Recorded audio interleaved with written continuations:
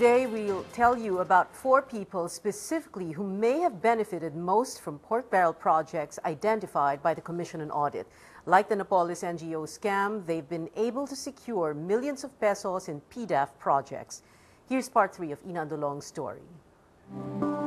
When the Commission on Audit checked on how lawmakers spent pork from 2007 to 2009, it found several people who were connected to different non-government organizations. A professor from the State University and his students who analyzed the COA report found this: 5 networks of NGOs and lawmakers who often dealt with each other.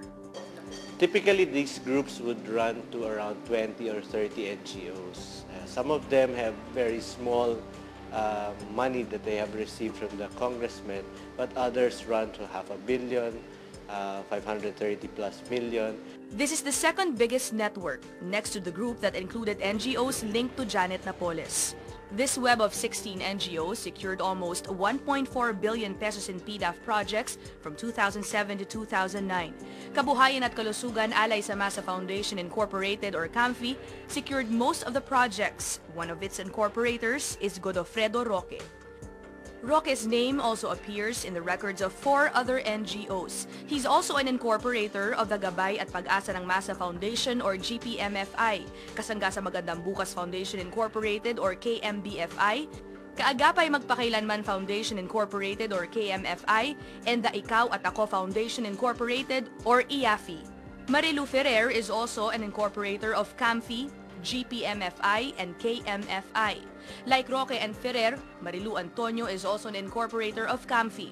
She's also an incorporator and officer of GPMFI and KMBFI, a project coordinator of IAFI, and president of the Buhay Mo Mahal Ko Foundation Incorporated or BMMKFI. Another incorporator of CAMFI is Miraflor or Mayra Villanueva, who is also an incorporator and project coordinator of KMBFI and secretary of BMMKFI. They work with more people who serve as officers of the different NGOs. It's a complicated web. The Justice Department says it is probing operators of non-Napoles NGOs. A lawmaker doubts this, saying focusing on the Napoles group is wrong. Na hindi lang Napoles ito, and implausible talaga na Napoles lang yan. Parang mamonopolize ni Napoles yung buo.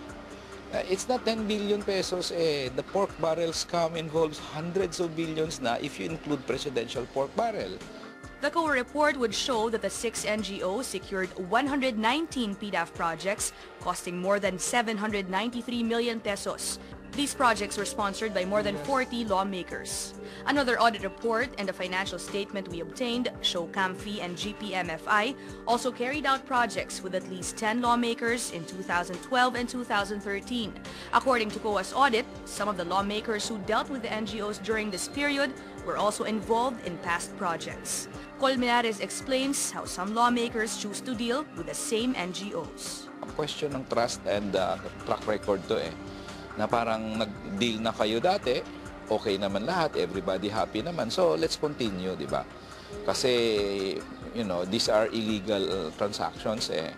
COA's special audit shows that the Roque-linked NGOs secured pork funds mainly through 3 implementing agencies: the National Agribusiness Corporation or NABCOR, Technology Resource Center or TRC, and the National Livelihood Development Corporation or NLDC.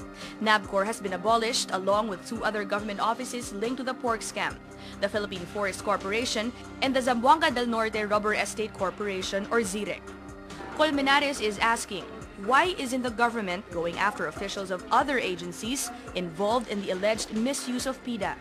In fact, sila ang guardia dito eh. Dapat eh, bantay sila dapat eh. Nagbantay sa lakay sila. Documents show that CAMFI and GPMFI's projects in 2012 and 2013 were coursed through the National Agriculture and Fishery Council or NAFC, an office under the Agriculture Department. This agency was not mentioned in COA's special audit.